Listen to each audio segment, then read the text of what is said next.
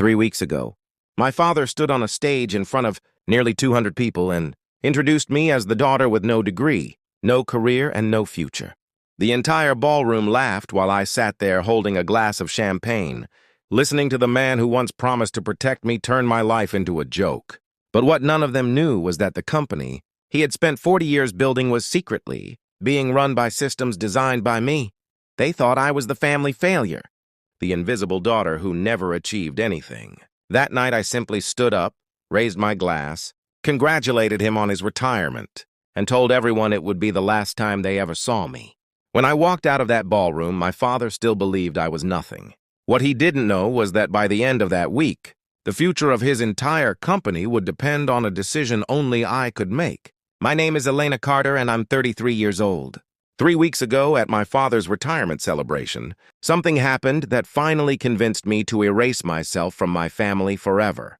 It wasn't the first cruel thing he had ever done, but it was the first time he did it in front of almost 200 people. The ballroom of the Lakeshore Grand Hotel glittered under crystal chandeliers, and every table was covered with white linen and silver centerpieces. Business executives, politicians, and socialites filled the room, laughing and sipping champagne as if they were all part of something important. My father, Gregory Carter, stood on stage holding a microphone, smiling the polished smile that had helped him build his career as the owner of Carter Freight Solutions. One by one, he introduced the members of our family to the crowd, telling small stories about them and thanking them for their support. When he introduced my stepmother, everyone applauded warmly. When he introduced my stepbrother, the applause grew even louder, because everyone knew he was about to take over the company. Then my father paused and looked directly at me. "And this," he said with a chuckle, "is my daughter Elena. She's still trying to figure out what she wants to do with her life. No degree, no career, but she does a great job, freeloading off the family." The room filled with laughter. It wasn't the kind of laughter meant to hurt someone.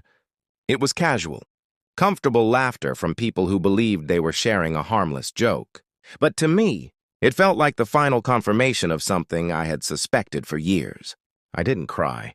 I didn't react the way everyone expected. Instead, I stood up calmly, lifted my champagne glass toward the stage, and said, "Congratulations on your retirement, Dad, and don't worry. This is the last time any of you will ever see me."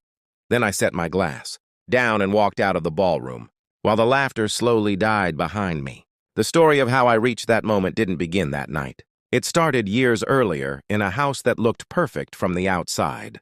I grew up in a large brick home on the outskirts of Chicago. My father had built a successful logistics company that shipped goods across the Midwest, and our life seemed comfortable and respectable. When I was young, I believed everything in our home was normal. My mother died when I was 8 years old after a short battle with cancer. The disease moved quickly, and within a year our house felt different, quieter, as if someone had removed the warmth from every room. I remember my mother's hands more than her face, the way she used to squeeze my fingers when she walked me to school. 2 years later, my father remarried a woman named Patricia.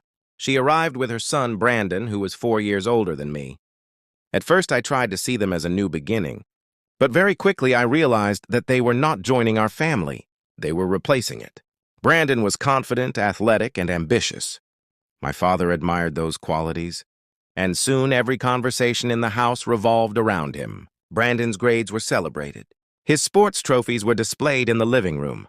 When he turned 16, my father bought him a brand new sports car and told everyone it was a reward for hard work. When I turned 16, I received an old sedan that had belonged to my mother. Nobody mentioned my grades or my interests. Nobody asked about my dreams. It wasn't open cruelty. No one yelled at me or punished me unfairly. Instead, I became invisible. I was simply the extra person in the house, the one who didn't matter very much. There was one person who always noticed me. My grandmother, Elena Carter, lived in a small town about an hour away, and she called me every Sunday evening. She asked questions that nobody else ever asked.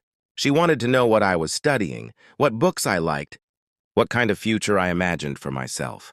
Sometimes she would say, "Elena, you remind me of myself when I was young." People underestimate quiet people. I didn't understand how important those words were until much later. When I was 19 years old, I was halfway through my second year at a university in Wisconsin. I had chosen to study business analytics because I loved solving problems and understanding how systems worked.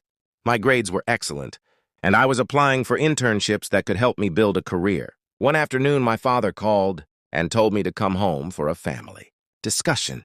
Something about his voice made me uneasy. When I arrived, he was sitting in his office with Patricia and Brandon. The atmosphere felt strangely formal. My father folded his hands and said, "We need to talk about finances." That statement alone confused me because his company was doing very well. He explained that Brandon had been accepted into an elite MBA program that required significant tuition. Then he said something that changed my life. "We've decided that it makes more sense to focus our financial support on Brandon's education. You'll need to take some time off from college." At first, I thought I had misunderstood. I asked what he meant, and he repeated that the family could not afford both tuition payments at the same time. Patricia leaned forward and said gently, "Elena, you'll find your path without a degree. Not everyone needs that kind of education." In that moment, I realized that the decision had already been made, long before the meeting started. Brandon's future was the priority. Mine was expendable. I packed my belongings 2 weeks later and moved to Seattle with less than $2,000 in savings. No one tried to stop me. The first year was the hardest period of my life. I rented a tiny apartment above a convenience store where the walls were so thin I could hear the cashier talking to customers late at night. I worked mornings at a small shipping consultancy, answering phones and organizing paperwork. In the evenings, I studied using free online courses. I learned about logistics networks, supply chain optimization, and data analysis. I spent hours reading case studies and practicing new skills. At first, nobody at work noticed what I was doing. But eventually, the owner of the firm, a man named Arthur Bennett, started paying attention. One evening, he asked why I was staying late after everyone else had left. I told him I enjoyed studying the operational problems the company faced. Instead of laughing at me, he gave me access to more information and encouraged me to try solving real issues within the company. That opportunity changed everything. Within a year, I had moved from receptionist to junior analyst, and my responsibilities grew quickly. I discovered that I had a talent for identifying inefficiencies in shipping, routes, and warehouse operations. Companies were losing millions of dollars simply because no one had analyzed their systems carefully. Several years later, my grandmother Eleanor passed away. I traveled back for the funeral even though I knew I would feel like a stranger among my relatives. After the ceremony, I returned to Seattle and assumed that chapter of my life had ended. 3 days later, an estate attorney called and told me that my grandmother had created a private trust in my name. The account contained nearly $800,000. She had also left a handwritten letter. In it, she explained that she had always known my father underestimated me, and she wanted to make sure I had the resources to build the future I deserved. Reading that letter felt like hearing her voice again after years of silence. I decided to use the money not as an escape, but as a foundation. I left my job and started my own consulting firm called Horizon Logistics Group. At first, the company consisted of me, a laptop, and a rented desk in a shared office building. But I had learned how to analyze complicated supply chains, and many businesses needed that expertise. Slowly, my client list grew. Within 3 years, the firm had 15 employees and millions of dollars in annual revenue. I kept my personal identity out of the company's public records, letting my management team handle contracts and negotiations. One of our biggest clients turned out to be Carter Freight Solutions, my father's company. They signed a consulting agreement with Horizon after hearing about our work from industry contacts. The contract saved them enormous operational costs. But my father never knew that I was behind the company. Every report and meeting went through my executives. Sometimes I heard stories about how impressed he was with Horizon's efficiency strategies, and the irony almost made me laugh. When the invitation to his retirement gala arrived, I nearly ignored it. But curiosity convinced me to attend. I wanted to see the people who had once believed I would never accomplish anything.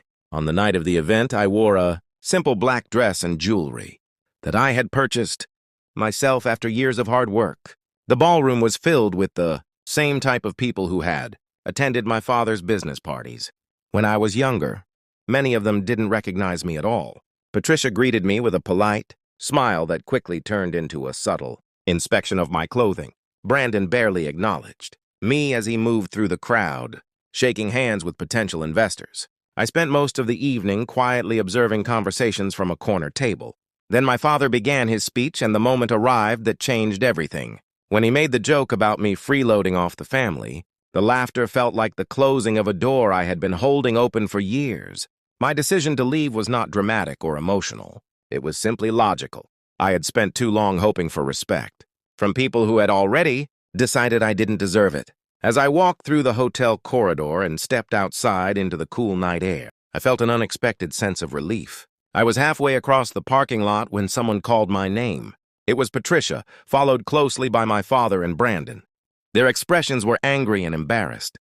My father demanded to know why I had created a scene during his speech. I told him calmly that I had not created a scene.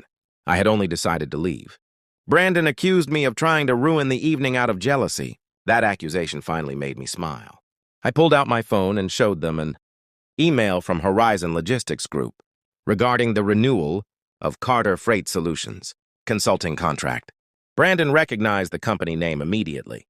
My father looked confused until I explained that Horizon was my firm and that the operational systems they relied on had been designed by me. The silence that followed was almost surreal. Brandon's face turned pale as he realized how dependent their company had become on Horizon's services. My father stared at me as if seeing a stranger. When he asked why I had never told them about my success, I simply replied that they had never asked. Before getting into my car, I added one more piece of information. Horizon would not be renewing their contract after the current agreement expired. The reaction was immediate panic. Brandon argued that ending the partnership would cost their company millions. I told him that business decisions were based on respect and trust, two things that had never existed between us. Then I drove away. In the weeks since that night, my life has become quieter than ever. My company continues to grow, and new clients have replaced the revenue we once received from Carter Freight Solutions. Occasionally, I hear rumors about the challenges my father's business now faces as it tries to rebuild the systems Horizon created. But I no longer feel anger or resentment when I think about my family. Instead, I feel a calm sense of closure. Walking out of that ballroom was not an act of revenge. It was the moment I stopped asking people to see my worth. Sometimes the most powerful thing a person can do is leave behind the place where they were never valued and continue building a life that proves them wrong without saying another word.